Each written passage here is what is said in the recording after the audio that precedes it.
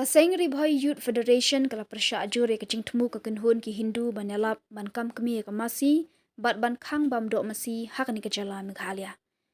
Habakaran hakani ke sengi sajan ka arpu pratarik nai lur ajar pesau u finance secretary u ba Frankie kala ulaong ba kaseng kan ailat dekani kekenhun ki Hindu bakan wan ban Kham bam dok Masi bat ban pen Kham kemi ke Masi. Ulaong ba hakani ke jala Meghalaya ka dok ke babang tam kade ke dok Masi bat kibriu ki sengutanat bah ban bam dok Masi. Bat kade kerukam bam kerukam jongki hak baki wei kim dei ban tuklar uba Frankie ulaong baka seng kan ailat baka ni kekenhun ki Hindu kan wan ban yuk kejat hak ni kejela ban Kham bam dok Masi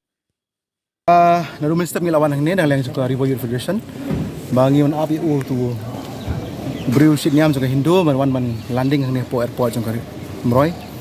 ne kau se adu mentangin pdi bau landing hne tenang leng jongi ka Rbyf Youth Federation inang apa adu mentakin ki kenta mentah ban ngimur ban apa do sau beje sibe sau steng mar bangin ko ban ala de u ba landing hang ne ban wan ban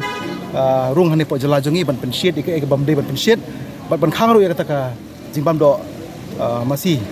ne mar ba hane jela jongi ke Kham bang ma ka diga do Masi te rana uan ban pensiet ban ong ban ngin ha mane ble ya kala ngi ha ong ban nombam ke reli ru ngin pedang ya kata